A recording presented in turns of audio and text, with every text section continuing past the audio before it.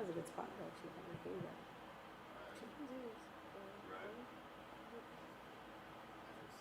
Oh, see it.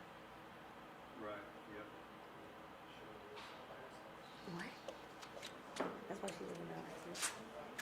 That's disgusting. Okay, I will do that. Yeah, and stayed so long. Here, because we've been running a shelter warnings and overnight warnings. Not Okay, supported by. so if we run into that again, I'll reach out. All right.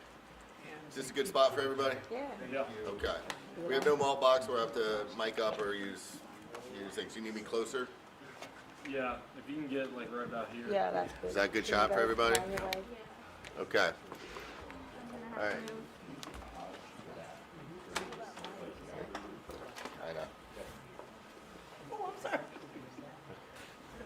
We're going to start with Deputy Director of the Columbus Department of Public Service, Kelly Scocco. So Kelly, if you come here and spell your name and Sure. Kelly Scocco, it's KELLYSCOCCO. And Deputy Director of Public Service. Right. Where should I look? straight in. Okay. I just went down to my hand. All right. Good morning, everyone. Just giving you a little bit of information, kind of some updates from our Department of Public Service this morning. So we've got a full call out of all of our city forces. Currently, we are servicing our Priority 1 routes. These are our routes that service our medical centers, our employment centers, our most heavily traveled roads. We are also servicing our Priority 2 routes as well. These are our neighborhood collector routes. These are mostly in the residential areas. These are the routes that some of the smaller residential streets feed into. And we are salting and plowing where needed on these streets. I think it's important to note that while we didn't get the 3 to 5 inches yet today that we were expecting, it was when the snow hit that was so kind of detrimental to the morning commute. Mother Nature really didn't help us out with that. So it was not necessarily the amount of snow we got, but it was when it hit this morning that has made it a little bit more challenging than we would typically like. I think that it's important to note our collaboration. So not only do we have our full-time snow warriors out there, we have our auxiliary staff and other city departments helping us out this morning. We also have some contractors we have employed this year. And this auxiliary staff, city staff, and the contractors have allowed us to actually double the amount of trucks that we have on the road today. So that is extremely helpful for our efforts today. And then I just want to give some safety messaging. We are under a level 1 snow emergency here in Franklin County, so try to avoid the roads if possible. Park close to the curb if you can, and if it is possible, please park off-street. And shoveling sidewalks. Please, please, please do not shovel the snow back into the road. That does not help us out at all. And with that, I'm going to turn it over to Barosa de Padilla, one of our council members here at the City of Columbus. So, council member. Thanks, everyone. I'm Councilmember Lourdes Barroso de Padilla from Columbus City Council, and I just have a couple messages and reminders for folks. So first and foremost, this is the time that we want to check on our neighbors. So if you have neighbors that you know have mobility issues, if you have neighbors that are older, this would be the time to go knock on their door, make sure that their utilities are running, make sure that they have their basic needs. If there's things that we can do for them, like do a grocery run, medicine, that sort of thing, so that they don't have to leave. Secondly, shoveling sidewalks, doing that safely, making sure you're taking care of yourself and you're taking breaks. But shoveling those sidewalks just ensures that as our kids are outside playing, our neighbors are walking their dogs, people are walking along the street, getting to work, getting to do the things that they have to do, that they're safe. So please make sure that we shovel those sidewalks and do that promptly. And then also, I just want to remind folks that we do have our snow warriors that are out, and these are your residents. These are our neighbors that have been out and have been working around the clock to treat those streets, and just ensuring that if you do have to go out and you are driving, to have patience, to have kindness, to think about people. Put distance between you and a plow. If you don't put that distance, they can't see you. That's how crashes happen. when you're coming up to a stop sign or when you're coming up to a light, please, please slow down, because that's how we prevent crashes. Wherever you're going today, there's not a lot of traffic. Give yourself enough time to get there and to get there safely. So again, I just implore folks that whenever we're on the roads, that we should first practice patience, practice kindness, think of other people, think of your neighbors in your neighborhood. And the next person that I would like to introduce is our Director of Recreation and Parks to talk a little bit about the warming centers that the city will be providing through our rec centers. Director. Thank you, Councilwoman Rosa De Padilla. Just to give a little information, Bernita Reese, the Director of Columbus Recreation and Parks Department. As we know, we do provide warming centers. Those warming centers are open from 9 a.m. to 9 p.m. Those site locations are Barnett Community Center, Dodge Community Center, Linden Community Center, Marion Franklin, as well as Thompson Community Center. It's important to note that our community centers are also open from 9 a.m. to 8 p.m. During our weekdays, and that is so people can go in and still stay warm within those centers at any time outside of the 5 centers that we have. We're closely monitoring the weather to make decisions about opening warming centers over the weekend. We know that as we get to level 2s and level 3s, it's very difficult for not just only for the snow warriors, but it's also difficult for staff to even travel during that time. But if people will really monitor our website, which is columbusrecparks.com, columbusrecparks.com, we will post any updates. We will also make sure that media is aware of any updates as we go throughout the weekend. When warming centers close at 9, we want to make sure that residents have an overnight shelter. And so that's why we work closely with the Community Shelter Board. As I introduce to you now, and that is Stephen Skovinsky from the Columbus Community Shelter Board. Thank you. Good morning, everybody. So my message today, as the director said, is about keeping people safe at night and throughout the day. So we want everybody to know that on any given night this winter, there are 1,200 people sleeping in shelters in Columbus. And last year, 7,800 people utilized shelter. 1,900 of them were children. So we are very committed to making sure people have a safe place to be. Homeless shelters and warming centers overnight play a critical role in keeping people safe from frostbite, hypothermia, cold and extreme weather. The message today is don't stay outside.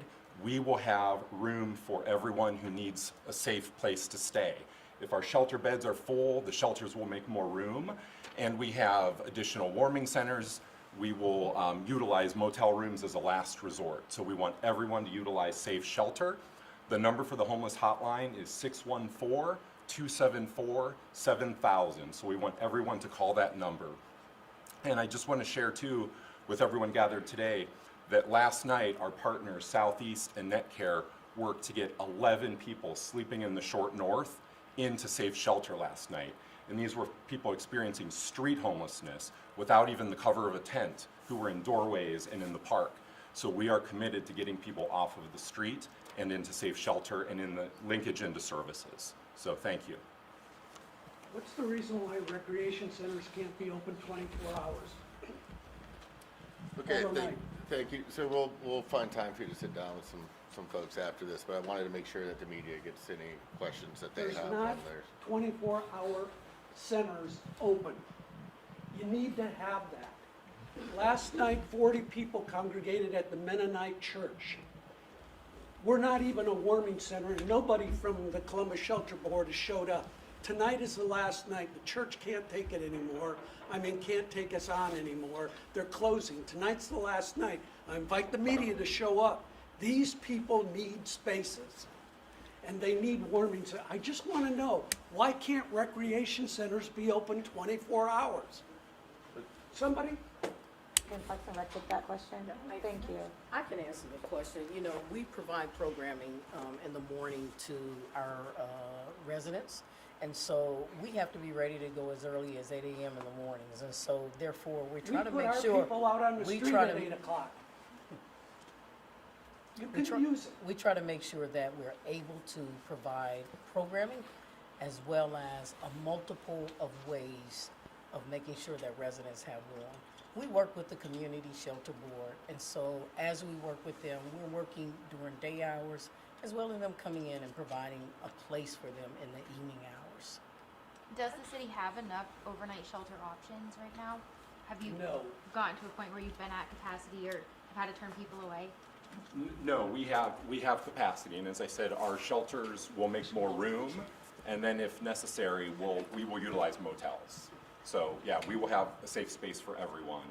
I'm speaking with the pastor of the Mennonite Church after this press conference to see how we can partner together too. So, What does transportation look like to these places? I mean, it's easy to say you can call this number and get there, but you know, what does that look like for those who might not have an easy way to get to these places? yeah. So we have talked to the homeless hotline, and if someone has no safe way to get to emergency shelter, then we will assist them in providing that transportation. What does that assistance look like, if you can kind of? go into It could be Uber, it could be a cab, but whatever that need is. Will you ever turn someone away for overnight shelter?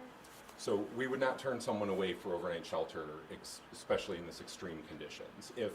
If there are better options for some people than others, if we have people that have had difficulty in one shelter, we're trying to find the best place for everyone so that everyone can be safe.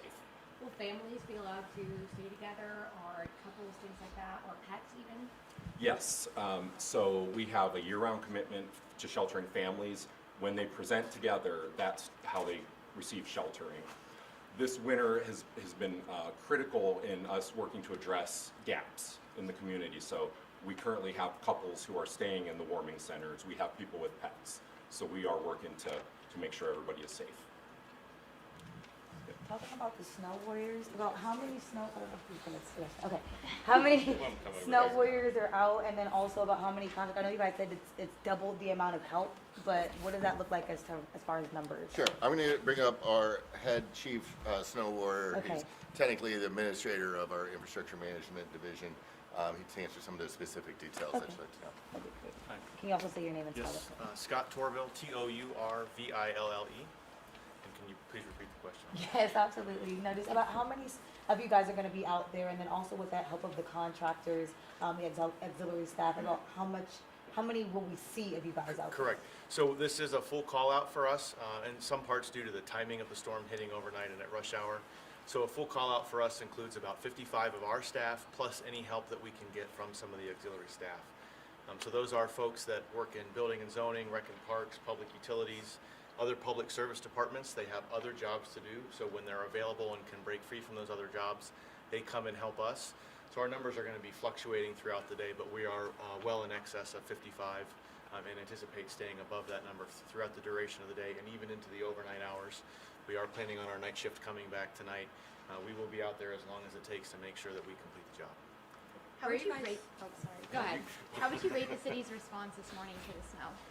I'm very excited to say that even before 4 a.m. we had been on all of the arterial streets, the vast majority of them. As of a couple of minutes ago before the presser, we had made it into about 30% of those priority 2 streets as well. Obviously, it's impossible to just service a street once and then be done with it. It's continuing to snow. We're continuing to see flurries. We anticipate continued snow showers, snow squalls, flurries, even into the afternoon and evening hours. So we're going to continue to be out there on those primary roadways and get into those P2 neighborhoods again until the job is done. Maybe I missed the part when we got here a little bit late. But for people who are those auxiliary staff members and they have other jobs to do, how are they going out and doing this? Do they have specific cards you guys give them, or how does that work? We have a fleet of trucks that do not require commercial driver's licenses, so think like a Ford F-550 or 350. Those folks go through the same extensive training that our frontline staff go through in the fall. That includes classroom portion, that includes time with the trucks, that includes a driver's assessment, and then even time in the fall before the snow comes, they'll do, for lack of a better term, a dry run. They will actually take that vehicle out. One of our seasoned veteran operators will sit with them in the cab, give them some coaching for a number of hours until they're comfortable. And then during an event like this, there's even an opportunity for them to ride with one of our operators, one of our men and women, while they're servicing for a couple more hours of practice before they're turned loose. So they're well trained up. And again, they're in smaller vehicles, and they are the ones primarily focusing on those neighborhood streets, those priority 2 roadways. So when you say 55 people, does that equate to 55 trucks? Yes, sir. And could you break it down by how many are the larger salting trucks and how many are the pickup trucks? I don't have those exact answers with me. I will tell you a full call out for us includes the 55 dump trucks, and then the numbers above and beyond that are largely, not completely, but largely made up of those F-350s that are, again, are primarily residential roadways. As I mentioned, that number is constantly going up and down as someone has to go back to their day job, or they can break free from their building job in the morning and then get to us. We've also got people that are constantly having to take a break for fuel, safety break, get more salt. So that number changes about every 30 seconds. Just to clarify, you said there's 55, but there are 55 large trucks? That's correct. So they're all large trucks or not? I want to make sure I understand your question. How many of the 55 that you mentioned, 55 people, are those all the, you said there could be up to 55 large trucks?